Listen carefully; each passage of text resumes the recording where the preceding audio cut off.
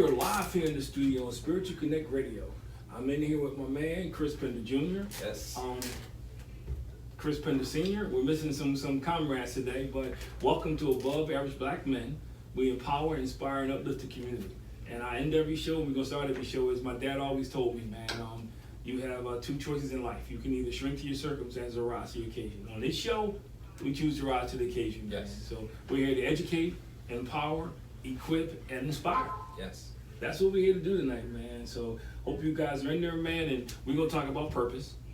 We are gonna talk about purpose tonight. We're gonna give our guests a few seconds to try to arrive. If not, we're gonna jump into this thing. So what I'm gonna do is, I think either way we can still jump into it and always double back. well, let's jump into it, man. So you had a comment or question about purpose. Let's start there. For me, purpose is forever evolving, and when you're young, your idea of purpose is like these short, small, in my mind, small-minded accomplishments or things. Yeah. And I've gotten older, more mature, and I feel like having more life experiences and starting to settle in what I believe my purpose is. And again, purpose is interesting because I think it embodies a lot of different things. And I wanted to kind of talk to you about that tonight because, I feel as though you're a purpose-driven guy. You pretty much raised me on those type principles, and again, it's a heavy foundation in my life. So I wanted to have this conversation with you tonight to just think about what's your definition of purpose? What do you see in that? And, how is and why is that important? And raising a child, or just even in your own personal life. Two things. One, I want to take time out to say this, man. This show is sponsored by FamCom, Families and Communities on the Move, and Hungry. Yes, sir. Hungry Sports Academy. I want to make sure that that's out there known, man. But yeah, purpose to me is huge. I think purpose and vision go hand in hand. I think purpose is the difference from being mediocre, and pursuing excellence. I think purpose is what's lacking a lot of people. I'll use athletes as a perfect example, and then I'll get into why I think it's important. I think if you get a guy like a lot of those old school players like Michael Jordan, right. Charles Barkley, a little closer, Allen Iverson. They believed they were created to play basketball. Those guys believed that was their purpose. That was them being Mozart. That was them being Michelangelo. Mm-hmm. That was their masterpiece. And I think a lot of modern day players, Charles Barkley said this, and I agree with him, don't reach the greatness or the status they should because they don't view it that way. It's just a hobby to them. It's just something I do that I happen to be good at. And I think when you understand purpose, that's what you were built for. When you understand purpose, that's the thing that man, that for me, wakes me up in the morning. I can have a rough night, a rough day, but when I wake up in the morning, you know what? I know this is my purpose. I give you the perfect example.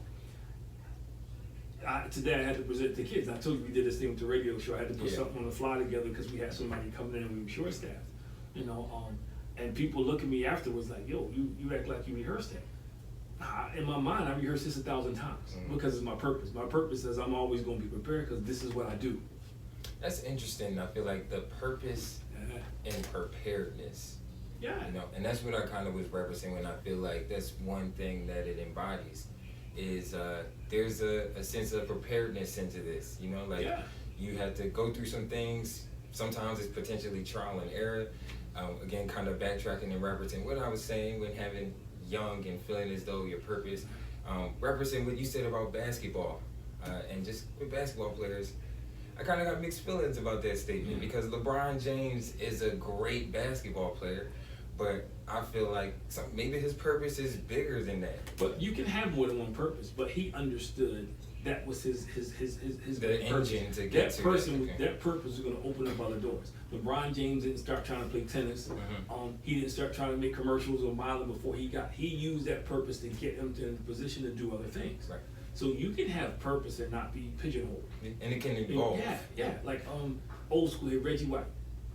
Reggie White was a football player.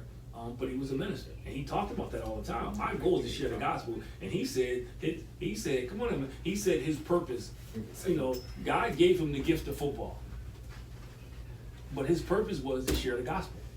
So therefore, he used that platform, in sports you know, to get another purpose to share the gospel. So we got, you know, got my man Debbie just showed up. We're talking about purpose as we're waiting for Dom Curry to show up. We're talking about purpose and the importance of purpose. So I How you think, doing? you know what, and I think, you know, so something you get a chance to get in there, man. But you know, just think about what purpose means to you. Because Chris asked me the question, purpose and why did I think it was important, and I was explaining to him, you know, that's your fuel, man. That's what wakes you up in the morning. You know, when life gets tough, you know, that's what keeps you going. You know, for me, I can have the toughest day, man, and I'm able to refuel because you know what? I know this is my purpose. This is not my hobby. You know, I know that tomorrow I get another shot at this, and I know it's what I'm born to do. You know, and I know as long as I continue to hone and craft my skill, I'm going to get better at it because of the gift that I have. It doesn't mean this is the only thing I can do, but it means, you know, me doing workshops for kids and families, all the stuff I do in FamCom, that's what I was created to do. You know, coaching was great for me. I loved it, but that was just a skill I was learning to hone my purpose. You see what I mean? So I think that's a lot of times we get it confused. I think a lot of marriages fail because couples get married and they don't find a purpose for their relationship. You know, they get married and say, well, we're just in love. Yeah, but you have gifting, and if you put your gifting together, you should be able to create something. Maybe it's a business, maybe it's a ministry, maybe it's your family. You know, that when people come together, they should find some commonality, man. What is our purpose together? What can we create? I give you the perfect example. Your mom and I could only create you. No other two people could create you. You were created because your mom and I got together. You know, because we got together and we said, okay, we want to get married and we want to have a family. Now, I say it because me fulfilling my purpose and her fulfilling her purpose was different because my purpose was to do what I'm doing. You know what I mean? That was my purpose. My purpose is to do FamCom, you know, to do workshops with families and fathers and parents and design programs and run after school programs. That's what I was created to do. Now your mom, that was not her purpose. Your mom is created to be, you know, and somebody gonna take this the wrong way, but she'll get it. She's created to be kind of like my sandpaper. And what I mean by that is because she challenged me, because she's gonna ask me the questions I need to have asked. She's gonna make sure I think this thing through. She's gonna make sure, you know, that I stay on task and I don't do crazy stuff. And so we have two different purposes, but our purpose together, you know, is to excel, to be the best we can be. So that's why it's important, man, to you know, to have purpose and stay on point with it. So I think that's really, really, really important. And I say that because, you know, too many people go through life, man, and they have no purpose, man. And, I say this all the time, especially when I was in my younger youth pastor days. I used to say, man, who wants, you know, most people, they born, they pass through earth, and they die. And when they get to the graveyard, they get to the funeral, the pastor says the same thing. Sunset, sunrise. Not a whole heck of a lot happens in between. Because we don't know our purpose. You know, so I think that's how important purpose is. It's important because, you know, that's the compass for your family. That's the compass for your business. That's the compass for anything you want to do and be successful in life. So, question for you. If you can remember this far back, when you were a kid, just like how it do was you, yesterday. like, did you feel like you had a sense of that you understood what your purpose was and what you wanted it to be? Because I know for myself, growing up and like, I mean, sometimes I think about things in regards to like, man, where I am now and my interests and how firm and settled in I am and how I feel like my purpose. But back in the day, you know, I thought, I mean, I was going to be playing some type of sport, you know, whether it was I'm going to play baseball, I'm going to play basketball, I'm going to be able to get some money doing that, or I'm going to be somehow in that field, you know, but, you know, it's drastically changed here now. Yeah. So again, at what point in your life did you feel, what was your definition of purpose back in the day? And then when did that change for you? When did you feel like, man, I'm selling on that? What experience in your life gave you that? Man, first of all, no. And I hear people say that, yeah, I didn't. I had no idea what my purpose was. I didn't. I was growing up and I just, you know, I knew I didn't want to be mediocre. But for some reason, I didn't fit in. Do you think it's too young and sometimes to have your purpose, like? No. I mean, because it happens, we just don't realize it. And I say it because when I was younger, I felt like I didn't fit in. Same. I always felt like I was like, you know, the square peg trying to fit into the round hole that everybody else was going into. I have friends who were great, and I think I hit it well. Most people didn't know it, but I never felt like I was on the same page. You know, I never felt like we were kind of moving in the same direction. We did a lot of stuff together. We hung out, but inside, man, I had these dreams that other people weren't talking about. You know, I had these things inside me, man, that was pushing me. I was good in sports. I was blessed to be really good in sports, but I never aspired to be a pro athlete. Y'all know I tell the story. I had a Phillies trial. Didn't work out too well. Some say because I really didn't prepare like I should, but that wasn't it. And I just knew that I was created for more than running around North Philadelphia. I was created more than just barely getting by. Living in a row house. When they had a party next door, I had a party in my house because you could hear it through the walls. And I knew I was created for more. I didn't know what, because at that age nobody was talking to me about purpose. I correct people now. At that age, everybody was talking about surviving, and to me, there's a distinct difference between surviving and living, and purpose is the difference. So I didn't know. I just knew I was different, and I think it got worse when I got to high school, because all my friends in high school, a lot of them were starting. They were getting high. They were in gangs. They were doing some crazy stuff, man. And my father instilled the fear of God in me and the fear of Him. This is funny because it sounds like you passed a lot of these things on, like from these feelings as a child to the fear of God of your parents. Like, it's insane. Like, just listening to the story. But Devin, I just wanted to kind of backtrack and see if Devin had any kind of input here. I mean, as someone that is pretty young, and it's funny that you said, like, when you were young, you really didn't understand or know your purpose. I feel like right now I'm kind of in that same boat. Like, of course I love like doing things like this. I feel like I'm still getting to the point where I'm still kind of figuring out, or maybe this is this could be my purpose right now. But I think it's interesting that you said like you didn't know, which kind of makes me feel a little better about myself, because like sometimes I feel like I'm lost. So well, but I think a reason why a lot of people feel like they lost is because they're not actively seeking their purpose. Purpose is not going to drop on you out there like, ooh, like I used to think God was going to speak to me in this James Earl Jones voice. This is what you're supposed to do. Yeah, but it doesn't. And how you find your purpose is by trying different things and trying things that you love. And when you try different things and you try things that you love, you'll find out what you love and what you don't like. Your purpose is always going to be something that you love to do. It's not going to be something, that you don't like to do. However, your purpose is not necessarily something that you've already done. That's what people get confused at. Your purpose could be that next thing that you try to do. You know what I mean? Your purpose could be, 2, 5, 10 things away. It's ironic because I look back things I experienced as a youth and some of the things that, before I really found my purpose, I don't think I found my purpose till I was probably, 5, 6, 7 years in corporate America. But I would ask, the question I would ask is like, what were the steps that took you to, achieve such a thing? That makes sense. Yeah, I was willing to stretch myself. I was willing to do things I'd never done before, because everything I did wasn't working. Pretty much getting out of your comfort zone. Yeah, I mean, because definition of insanity is trying the same thing over and over again and expecting different results. And for me, I really had to sit back and dig in and say, you know what? Let me try something different. So I was in corporate America. I was in corporate America, man, and I thought I wanted to be an accountant.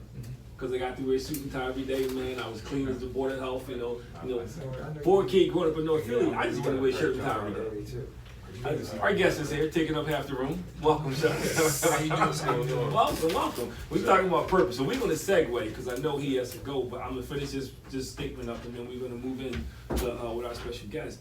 But Devin asked me about purpose. How did I find out? And I was explaining to him that most people never find their purpose because they don't try new things. Your purpose can be that fifth thing that you try. We have a tendency, especially as people of color, to just do what we like and not try what we don't know. So most of us go through life lost because we don't find our purpose because we do what everybody else is doing. It's that when you dare to be different. And me, I was in corporate America, because I always wanted to wear a suit and tie, man, because I was a poor kid growing up in North Philly. I didn't have it. So I thought, get the closet with the suits and how many ties I have. I got all this stuff, man. And then I realized one day sitting there, I kept changing jobs. And people, every time I went to change jobs, they were offering me more money. So people thought I was just trying to get paid. I wasn't. I was just trying to find something that I really wanted to do. And somebody said, hey, I'm having this youth conference. Why don't you come up and hang out? So I go there and hang out in the Poconos and I hang out in the youth conference. And one of the speakers got sick. So the guy said, yo, we need a speaker. So I'm looking around. Yo, where you getting one up in the middle of Poconos? We in Bear Mountain, right? It's like 10 o'clock at night. Right. He said, I got one. I got you. You got life experience. Still, I never spoke, I never, other than stuff I was doing in church. So he said, look, man, look, it's 10 o'clock at night. They sleepy. Worst case scenario, they fall asleep, but they ain't gonna do that anyway. Right. Cut it short for you. He said, I'm gonna throw you a question and you take it from there. So I got up there and he said, well, what was it like growing up in North Philly? That was a slam dunk question. That was easy. Yeah, and so by the time I got finished, man, these kids are crying and asking me questions, man, because most of them kids never been to the hood, man, and they think everybody from the hood is like, It's probably Don Corleone, University. Yeah. So by the time we got through, so this guy said, look, man, how much you charge? I ain't never charged anybody in my life. So the guy said, look, man, I need you to do some other stuff for me. And he said, look, I'll pay you $150 a shot. I'm paying $150 to do this. This is nothing. Yeah, it's nothing. Just talking. Until I found out people was making $1,500 to do it, and then I changed the game. Right. But that's how I discovered. And then shortly after I left corporate America, and I got a nonprofit. Long story short. But I do say this: I remember when I was in junior high school, I remember a teacher told me, man, that I was never going to be anything because I talk too much. I'm pretty sure I'll make more money than he makes now running my mouth. I mean, yeah, you get talk, right? So I think this worked out well. So anyway, introduce our special guest there, man. We were together before at Sharif School. At Sharif School? Yeah, remember they did we stood in front of the school. I still got the picture. Oh, yeah. Yeah. I know what you're talking about now. I know what It you're was a talking about. couple years ago. Yeah. Do want to introduce a guest here, Don Curry. Had the pleasure of playing against this guy in college, man. He has a tremendous background. I love seeing what you do on Instagram. Middle school teacher, coaches high school, doctoral candidate. Yeah. Bro, man. Yeah, get into that. And then just a former NFL player, that's like the last thing to toss on the list. Like that's, but all those other things, and father, I should have put that at the top of the list. But wanted to just bring him in, talk to you, man, dig into kind of your past, how you were brought up. We talking about purpose and goals tonight. So maybe you could go into, how was that important in your upbringing? Right. What was your goals and visions growing up, and like, how did you set that path to move forward and attack that? So my goals and vision was obviously just growing. I grew up in North Philly as well. So being a young kid from an athletic family from North Philly, my goal was to make it to the NBA. I got a basketball family. My aunt, Marilyn Stevens, all-time leading rebounder and scorer at Temple University. Yeah. I played. We used to play Custine Lake together. Yeah, so that's my aunt. My dad, Dominique Stevens, won Division II national championship with NCCU. Played overseas, well known in the Philly rec league. Not only rec league, but just like when 16th Susquehanna was jumping back in the day. Right. Yeah, 40th in Parkside. Right. Yeah. 42nd in Parkside. All that. Played in those leagues. He's playing all out there. So, wow. So everybody, it was kind of like a lot of pressure for me to make the basketball squad and stuff. But I started playing football. I was playing basketball as well, but for some reason, as I got older, I realized football became more natural to me. Basketball, I would always be the team player. I didn't care too much about scoring. I just wanted to dunk with somebody. Right. I mean, I've seen that. That's all I wanted to do. Dunk with somebody, Never get a couple want me just to rebounds, put that a couple in block there. shots. A couple people from your team, though. How was that thing? A couple people from your I've seen team. it too. We talk about it. So, that was my thing. So, when I realized how much better in football I was in basketball, people would ask me, like, what you going to choose? Because my college career coming down to an end, what you going to choose? I'm like, well, I choose football. I mean, I realized like I'm 6'3", 225-pound receiver, could jump out the building, Mega bounce. Yeah. catch. I'm like, that's my calling because the NBA, I can't guard Dwayne Wade. I'm not even going to try. Like, I'm being serious. I can't tie a shoe. Right. I mean, so I was like, man, instead of me trying to move from a small forward to a point guard, I'm like, look, I can stay a receiver. Went through a little bit of trials and tribulations because I had graduated from Cheney, but I had a semester of football left. So going into my senior year at Cheney, they fired the football coach. They fired the track coach. I ran track too. Basketball coach left, so I'm like, man, I got no coaches up here. My dad was like, listen, I want to put in for the basketball coach. If I stay, will you stay? I was like, yeah, I got you. So I stayed, graduated, ran track, played basketball. I had a semester left. So it was like a recruitment show all over again. Mm-hmm. Ended up going to Cal PA. They were Division II contenders. Well known, had a Division I quarterback transfer coming in, good receiving core, good coaching staff. But I ain't play. I had 4 catches. Battle injuries. I just trying to go to the field. I was moved to safety. I'm tight. I was trying to do anything to just play football. Ended up playing a D2 All-Star game. did my thing out there, got to try it out. And then just what y'all understand, talking about purpose, it's like, even after football was over, I didn't know what my purpose was. A lot of football players struggle with that because majority of the people put professional athletes on pedestals, so they don't know how to move. So when you go from everybody waving at you when you're driving your car, running up for autographs, and then you're done. Stuff. And we experienced that at a small little D2 school in the middle of nowhere, you know? So I could imagine at the level of, you know, at which you was doing it at, especially changing men out there, it's crazy out there, but like, you know, Right. definitely could imagine how drastic of a change that was for you to go from having all that praise and attention now, figuring like, man, what am I supposed to do now when football's over? The good thing for me was I never had that mentality. Like I used to go to the mall and eat Chinese food all the time. I wanted to be able to move around. I'm dead serious. I wanted to move No, but that's around. cool though. Because most people, when they think they've made it, let me tell you, I played with some cats, man, who weren't that good. Right. But because you play in the league in the neighborhood, everybody knows who you are. Right. And they thought they were next coming man to Julius Erving, man. You know, so to me, being humble, I think it's cool. But I need to ask you a question. Zaire Franklin, Indianapolis Colts, he and I are kind of becoming friends. We do some work together. And you mentioned something, the doctorate program. He was a dual major, and people don't know that. And he graduated on time, man, and he got drafted. Wow. And you know, the reason why I wanted to start there, because I do a lot of work with kids, and these kids, they're terrible in school, but they all think they're going to the NBA, they are going, you know, and some of them, dude, you can't count your money. Right. Yeah. So could you talk about that part, the balance part, and then you know, how, you know, because others said you graduated. Man, these kids, man, they can have 2 semesters in them. Somebody blink at them, they out. Right. It's because the parents, the community put more emphasis in the sports. Like for me, my dad, he got his master's degree. My mom went to college. My grandma was all really into education. So it was always student athlete. So when it came down to it, I couldn't play sports unless I had a certain GPA. I couldn't do it. I just couldn't do it. So then not only that, in college I realized, man, the higher my GPA is, I don't have to go to study hall. If I'm walking around with a 3.5, I didn't have to go to study hall. You don't gotta put them hours in during the week. That's free time. Exactly. So that's what I did. But with our youngins, we don't really emphasize school. I'm a teacher. I see how it is now, man. They'll come up to me and talk sports before they talk about, hey, man, how's my child doing? It's down, yo, man, you should do blame, isn't it? I'm like, man, look, I'm a science teacher, man. Like, you want me to, your child need help with rocks, brother. Like let's talk. But as someone who works with kids, and they'll tell you, man, I was tough on them.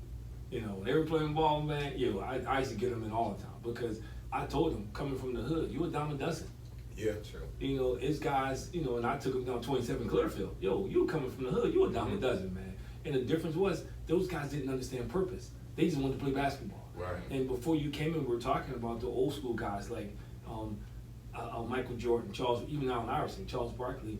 They knew they were created for basketball, so they put everything they had into it. Yeah. But they also knew what they had to do to be able to play. They put the pieces together, and I'm gonna start a buzz, but like to me, like that's what's wrong with Ben Simmons.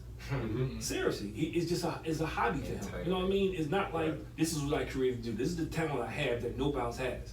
You know, and you know, I always joke that's because he got the AAU mentality. They drop him in the hood, he'd be cool. He'd probably be one of the best players. One of the best. So let's talk about that. And then, I know Chris has a question. As one who works with kids, you know, how did you know, it's kind of like the movie Kindergarten Cop. Seriously, because you this big guy, you know, and you're everything that's an anomaly to those kids.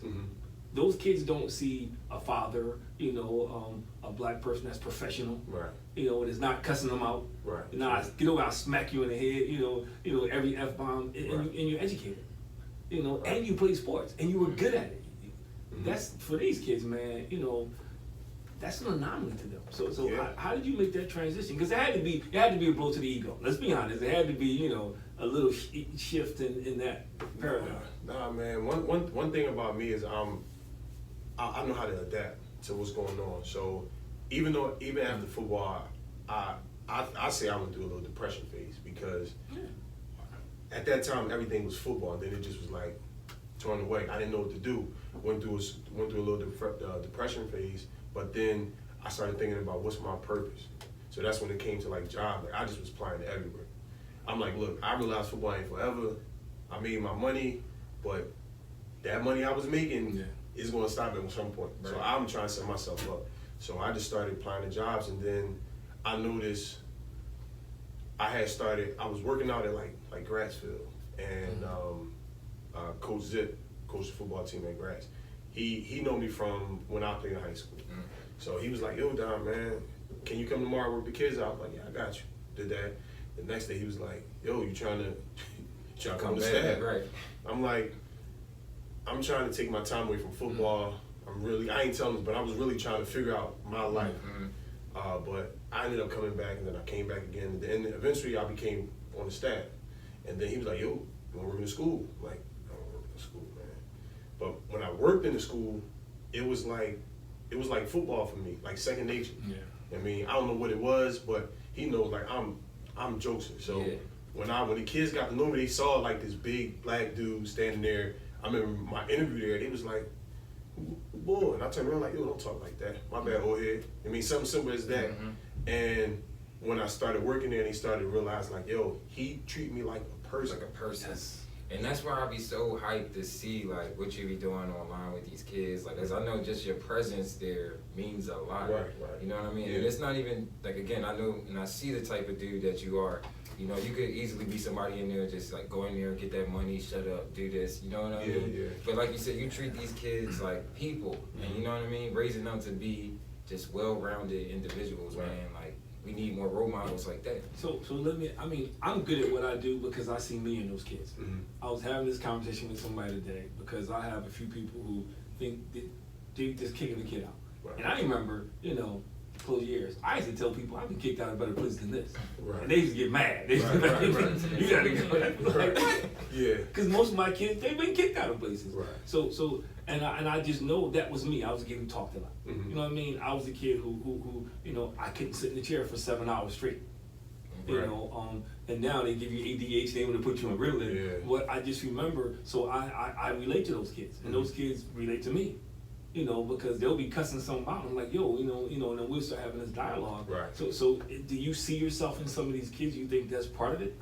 Yeah, because the school I teach at is Cleveland Mastery Charter. So I literally grew up around the corner.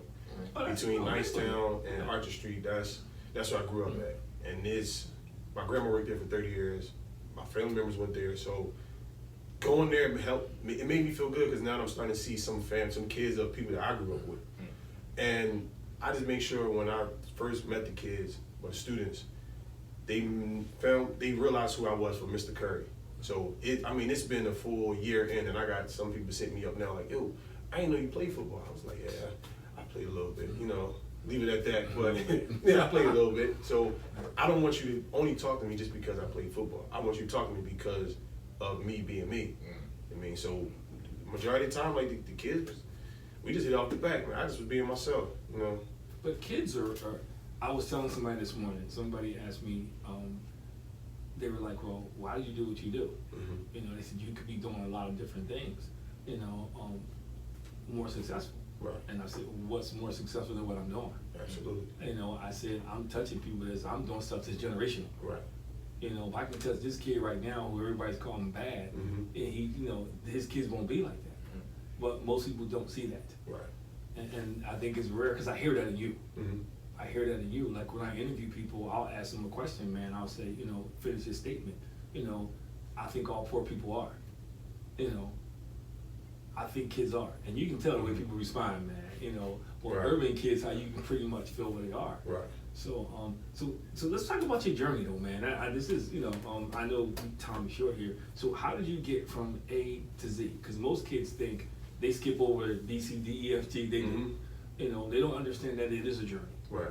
Like Devin asked a question before you came in. He said, well, when did you discover your purpose? How did you discover your purpose? What was that process like? Right. So I feel like I discovered my purpose just from, I've always been involved in camps, from participating in my She Wallace camp growing up, and then after I was in it, I was a counselor. Well, participated in NYSP, after I was in it, I was a counselor. The change. Real quick, most people don't understand the heritage of Gratz basketball. So when you say Rasheed Wallace, Most of them don't have any idea Yeah, how that's what the Gratz goat was to me. for so many years. But that's the goat to me. yeah. So shout it out. Nah, because Rashid, while he went to play in North Carolina, I dude know, was I know. had some anger issues when he got, but he was a great player. Passionate. And the many that came out of Gratz used to Right. produce him like left and right. Yeah, yeah. Bernard Stewart. So Yeah. we go down the line, but just the camps. Every time I participated in the camp, I always came in counseling. Sunny Hill, John Cheney camp was in it, counseling. And I realized when I was a counselor, like I enjoy seeing joy coming from the kids. I literally just had a camp. I'm gonna say 2-3 weeks ago, youth football camp. Myself, my other co-regional director, Kasim Reed, and we partnered up with Legacy Youth Foundation, which is from Michigan. And we held a camp at Enoch. You know, Enoch don't really live, they don't live in Philadelphia. Right. Yeah, I was gonna say that was a major Shout out to Enoch. Yeah, gotta give Pastor Wild a shout out because they don't. Shout out to Enoch for allowing us to use that field, but we were able to have close to 200 kids away from any danger for 3 to 4 hours. Not only that, we had former NFL players there, we had teachers there, principals, we had community activists there, and it was a bunch of uplifting men there. And for almost 200 young men to see that, it's something that they need to see. It wasn't so sports focused. Right. It was other than that. We talk about, we hear somebody cursing, we put a stop to it. Yo, we pull them aside, had that conversation with them. Like we got to show these people how to move because they're not being taught that. Right. So what they see is they see what's on TV, they see what's on YouTube, what's on Instagram, and the gentleman isn't being highlighted on these things. It's not. Nope. So yeah. And that's important. Like I feel like that's the purpose of this show, and that's why exactly I wanted to bring you on. Of course, before you leave here, I want to talk to you about anybody else you know that we can Right. spotlight, highlight, and we gotta control our image, man. Yeah. Like we are responsible for how people see us, so we gotta begin to have these conversations with each other Right. and not feel any type of way that it's like, they say the term giving you your flowers, and like people be doing that when you older, but we gotta start to support each other now. You know what I mean? We gotta start to pull each other I now. think part of it is that we don't recognize how big a deal stuff like this is. Right. Because to us it's normal. Mm-hmm. We don't Right, recognize but it. it's And- not normal to everybody. Right. But when you get, people like this, you guys have been friends since college. Different paths, man. I remember him from 27 Clearfield. Yeah. Y'all had the team with the girl. Yeah. Yeah. When you were black. Yeah. Y'all had the team with the girl. No, we was balling though. Yeah. I used to beat people. I used to look at them like that's the county team, but they came down there and Yeah, man. down deep, man, 3, hitting them things. But and they're my sons. Right. And this is rare. Like when I talk to kids and I explain it to it, they don't see this is odd to them. Mm-hmm. That a bunch of black men can get together. Right. And I do a conference at Cabrini, which you were definitely invited to every year. This year we didn't do it because of pandemic, but this year either it's going to be the last Saturday in September or the first Saturday in October. Mm-hmm. I'll pay for the bus. You can bring bus to the kids. We do middle school kids and it's free. We do breakfast, breakfast. So I only got one thing: you got to do a workshop. That's cool. You got to do a workshop because we have a day full of workshops. And the most impressive thing we had was I had 15 black men just hang out. Right. They didn't do workshops. They sat at the table for breakfast. They sat there for lunch. They were in the hallways. They were in the classrooms. That's all. Be there. That's all these kids talk about. I run into these kids now, man, and because a lot of them I work with in Norristown, that's all they talk about Right. was, and even some of the Caucasians who were like, where did you get those guys from? Because everybody had their pants pulled up, when nobody talking slang, when nobody hat cocked to the side. Right. It was a bunch of, and we came from many walks of life. Some was professional, some was laborers, but it was just this thing, and it was no incidents. Right. Everybody they kind of set us up, I think. I hope nobody's watching because all of a sudden there was no security, was nothing around. It was nothing around. They just left me in the building. Right, Usually right. somebody is around and say, yo, they just left us in the building. You got it, Doc. And I'm thinking to myself, like, who does that? Right. You leave me in there with 125 kids Mhm. and guys, but it was amazing. So we're gonna be back there. So I definitely want to make you a part of it. And Chris has a question. Yeah, so I know you referenced kind of bringing that together at E9. So do you have a nonprofit program, or is that just something you did one time that you wanted to do, or like, what are your goals or your vision? I mean, again, we talking about purpose. Right. Do you feel like you are selling into what do you want to do now in terms of being a teacher and a coach? Or do you want to do kind of continue to grow and evolve from there as well? I actually want to, as much as I like teaching and working with kids, I want to be able to speak to more kids instead of, because I'm stationary at this school, so I'm putting myself in a place where I can go from school to school to school, so that way now I can spread the positivity instead of only keeping it in this one building. Yeah. But I do have a nonprofit. It's still in the works. It's Dom Curry Foundation, but I partner with a lot of nonprofits. As I Plant a Seed, that's my guy. Ryan, shout out to Ryan Harris, a Cheney alum. He does his thing out there in North Philly, and he touches different areas, man. He's amazing. That's somebody who I'm gonna holler at to get him on the show for y'all. Yes. Well, we got to talk because I am I've been the president of the Philly chapter. We kicking off, and it's called the King Movement. Okay.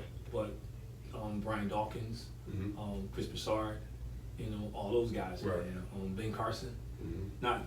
Not Ben Ben Carson. Carson. No, I gotta make that clear. I know. Most people don't know, I but don't yeah. know what that So was. my goal is to bring those resources into this area. Mhm. And one of the things I want to do is I want to create a network, and because I don't do what you do, we do similar stuff, or Right. we touch different people, and I think that's what Philadelphia is lacking. Mhm. A group of black men that's willing to Come work together, together, right, not compete. conglomerate, yeah. What's yours Right. is yours, what's mine is mine, Right. but do things together. Right. And so that's what I'm working on. So I had a conversation. I've been having conversations with a couple people, filling them out. I love what I do, man. I wouldn't trade it for anything in the world, man. I'm like you. I'm just moving to the next level. Yeah. But yeah. So anything I can do for you, man. But the Cabrini stuff I'll give you. I'll pay for the bus. They get a free T-shirt. They get free breakfast. They get free lunch.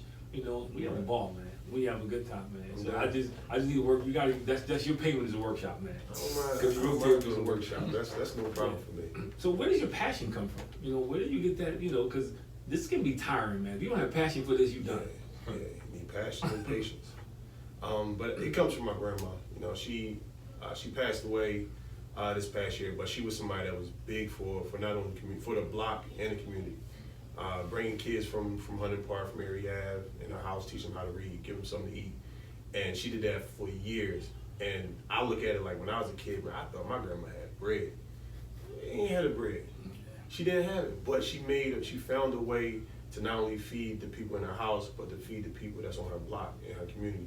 So just to see how hard she worked to make the next person better outside of her family, I'm like, man, I know I could do that. I know I could do it. She always had me right there next to her when she's doing it. Hunt down, go get them something to eat. I'm a kid, I don't want to do it, but Yeah. I did it so much that it became second nature. So now I'm literally walking there and see a homeless person, I'm giving them something to eat. I'm not recording it. I'm not, Right. hey, make sure you get this. Nah, I'm passing the sandwich, passing this, and I'm out. Like, It's funny you should say that because that's my biggest argument. That we want to do stuff for people, but we want to shame them. yeah, We do. We want to make sure. Look what I'm doing. And, Look what I'm doing. like, yeah, this Yeah. person Look just at trying this to get guy. it. I'm Yeah, about to get a yeah. sandwich right Yeah, quick. Yeah. And then we got to get They to wanna speak. put 'em on They've been social down media his and luck everything for like that. 15 Take years. pictures. And his sisters are cocaine. Them, Yeah, they- just going feed in. them. Yeah. So, and there's a couple other things that I do. I do I got access to turkeys, so I do Thanksgiving baskets. Doing again this year, but I do the thing I'm most proud of is every year I do something called Toy Store. Mhm. So we collect toys. I get donation toys, man, and families come in, right, and it's free. So my thing is though to help them feel empowered and self-esteem. They get to shop. right. They get right. to walk around and they get to pick out 3 toys, a different station, 3 to 5 toys, plus a coat for every kid. Right. So if they got 5 kids, they get 3 toys or 5 toys, however to collect, and they love it. And we don't charge, and we have gift wrappers there. And it's wrapped for free. That's what's up. It's for free, man. And last year I was blessed. We had some appliances to give away, and I'm thinking nobody's gonna take these appliances. Man. Let me tell you, man, those appliances looking for the gifts. Man, one mom said, my daughter need to learn to do some chores. And she took a brand new vacuum. I'm cracking up like she don't want that for Christmas. But that's another thing we can talk about. So that's what I kind of got my hands on a lot of things. Mhm. But yeah, definitely, man, we'll definitely keep in contact because I know you short on time, right? Right, it's a triple time. You got this 7:40, so I know you got.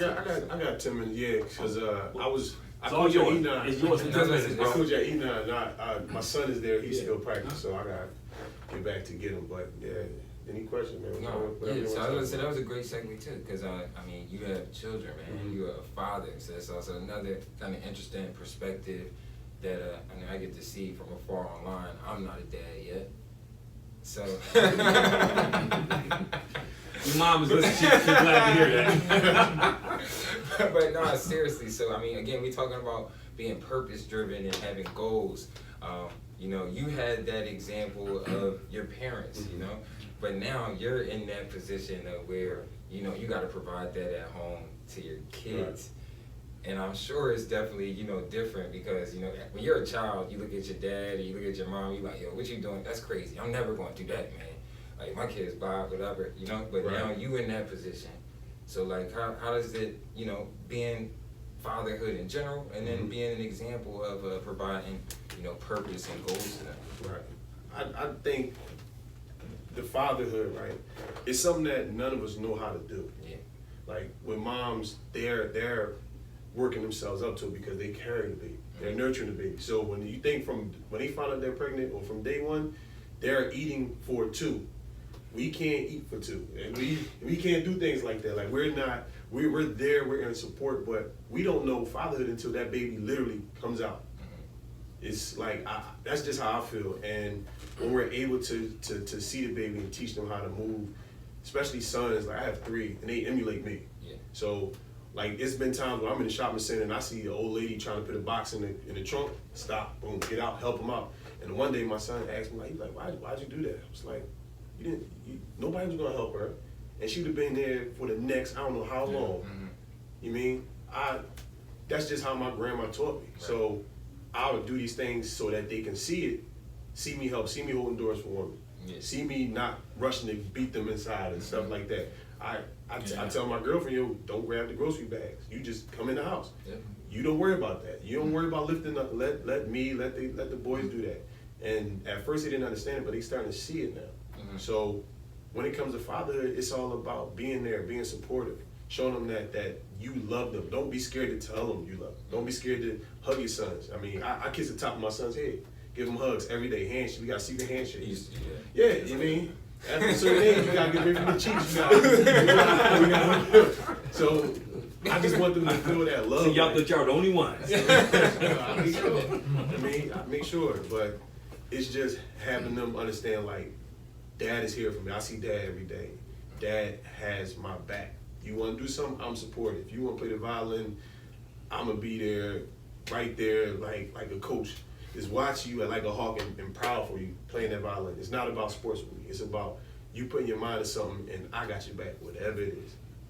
So that's awesome. But I think it's key because, you know, I do fatherhood groups. Mm-hmm. And I think, see, the one thing that you have that a lot of guys don't have is the ability to admit what you don't know. Right. And a lot of guys don't. It's like they don't want to know what they don't know. Right. And that's what they struggle at because they think, you know, I'm ready to be a father. Dude, you can't even take care of a plant. Exactly. Yeah, you know what I mean? Yeah, you know, you and some guys, you ain't been in a relationship longer than 6 weeks. Right. And but they do, they think they have the skill. And then when they have the child, they find out that it's more to it than just, you know, waiting for the kid to get big so you can play catch with them. Yeah. You know, like I used to go to back to school nights when my kids were young. Wasn't a lot of dads there. Right. You know, I used to look around like, yo, where all the dads at? And don't let it be Monday Night Football. It was over. It's empty. Yeah, and even now when I deal a lot, I end up dealing with a lot of moms. You know, because I do a lot of work at schools and after school programs because, you know, either dad is working 2-3 jobs, which is he has to do it, but he's never around. Right. So the mom is trying to make this work, and a lot of times he doesn't realize that the importance of him being in this kid's life. Right. You know, and I think that's what's in our community. I said this last week. There's always been single parent homes. The difference was we used to be a community. Right. You know, there were other men. I went to a funeral and we were laughing and joking. I used to tell them all the time how we had rules in North Philly and they used to laugh at me, but we did. Right. I was talking to a friend of mine and the biggest thugs in the neighborhood, they wouldn't let us do that crazy stuff. Right. You know, get off the corner, go home. Yeah. You know, or shouldn't you be at practice? You know, now they encouraging these kids to do it. Right. So we even had some of those, you know, they weren't exactly stellar role models, but they set boundaries for us.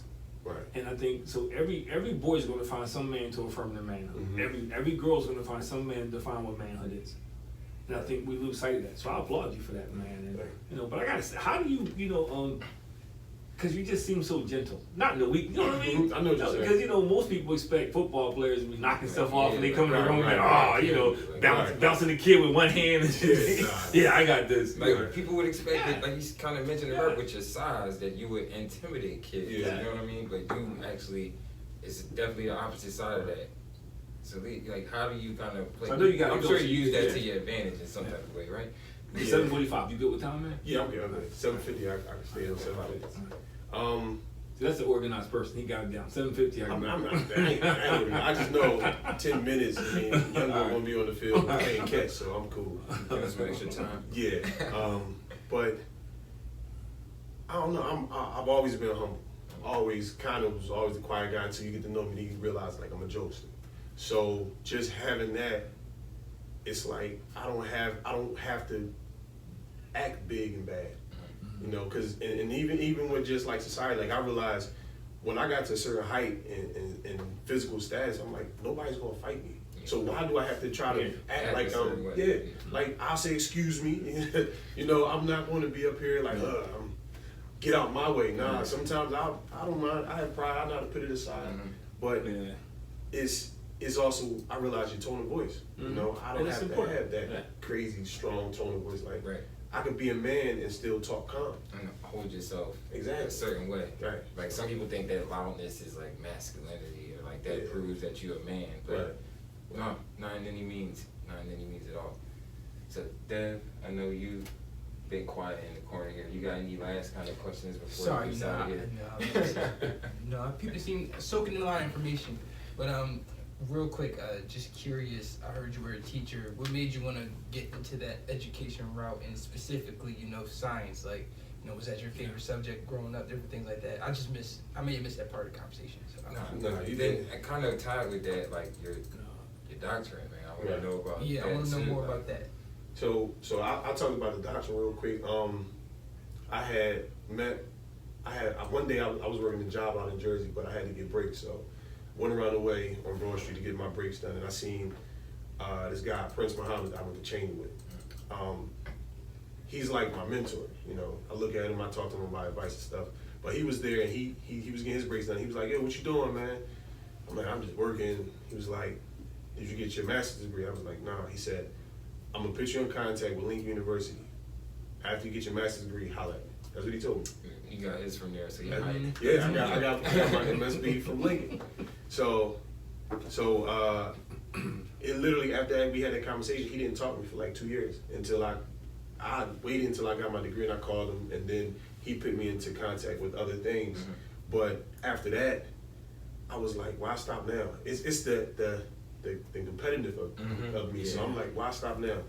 I did everything in life at a young age to make it to the highest level. We worked out. You did. We worked out because we wanted to make it to the NBA. Yeah. We wanted to make it to the NFL. So I'm like, why stop now? So I started my doctorate in business administration. So I was getting my DBA, but I realized I'm doing too much because I'm doing that. I was coaching youth football, coaching high school football, I was working, father, trying to start my nonprofits, trying to start my business, and I was like, I need to scale back. So I have a year in, I have 2.5 years left for this program. My goal is to get my doctorate before I turn 40, so I got 6 years. So I know it's gonna happen, I just wanna make sure that it's the right time. Right. Man, I remember 40. But so again, kind of with Devin's question here, like science teacher, was that always kind of like a passion of yours? Yeah, because I was impressed. Science. I only know one other black scientist. The way I got into teaching was because I was talking to one of my friends from college, and he just kept saying, "Don, man, you should be a teacher." I'm like, "Nah, I don't teach." And then every time we had a conversation, he was like, "Yo, apply for the school I'm at, man. You'd be a good teacher." I'm like, "Nah." But then I was like, you know what?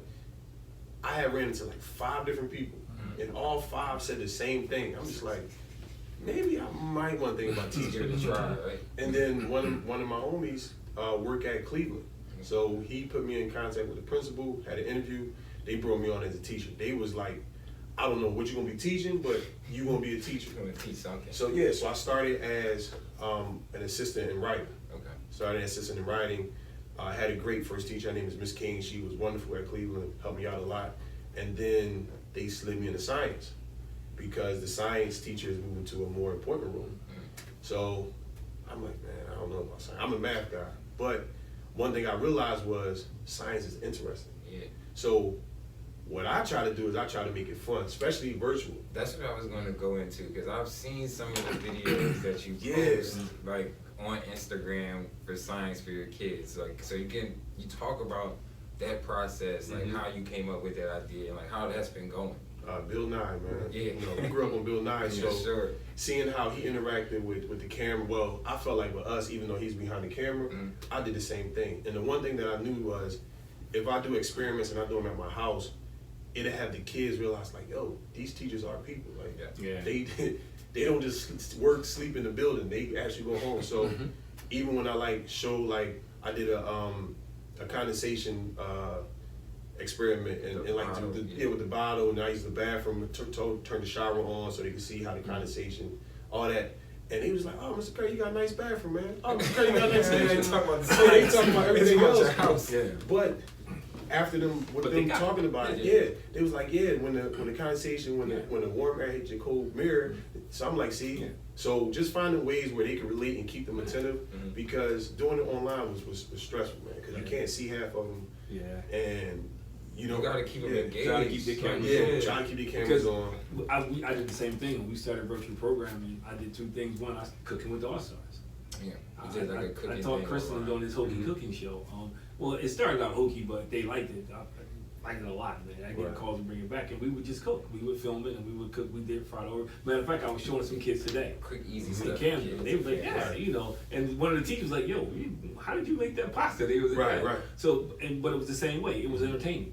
Because we would laugh and joke, and he would make fun of me. That's the best part That's they pretty like. Because right, they're not right. used to that interaction. Right. But it was. And I remember doing a lava lamp in my basement. I said, okay, we're going to do a lava lamp because my science guy got sick. So I did a lava lamp. And they were more concerned about what's behind me because I got a couple jerseys behind me. Yeah, Like, that's your yeah. basement? Yeah. So, Yeah. But they got it. Right. So I know you got to go, bro. But you're welcome here anytime, Yeah. man. And of course, I'm gonna get with you for sure. Like I know you talked about having somebody else come on, but before you dip out, you got any like last words, any type statements? I know you got a. I don't know what you're going to do with this because Chris told me at large. But Yeah, I probably You got to give it to that's the what I kids. told you. Like, I'll give it to you next time, man. I Uh, mean, you had the other ones. I would just say, thrive off of positivity. You know, look at it as being contagious. Spread that to people because, especially us being black and black men, like we already have that negative chip on our shoulder. We always got to walk around with that toughness and just sometimes just speak to a brother like, hey man, what's going on? How you day? I get fist, you know, especially with now, I get fist bumps, you know, say what's up to people that I don't even know. I seen somebody in the market the other day, and my girl was like, you know him? I'm like, nope. And she was like, I thought you knew him, but it's just like the positive vibes need to be spread because something that small could help make somebody's day. Right. And then even with me be who I am, you know, you never know how that fist pump from me because y'all look at me as down, I look at me as down, but there's people out there that look at me as like, yo, that's the bull from the NFL. Right. So that little handshake, that fist pump, that peace sign or whatever, stop, it goes a long way.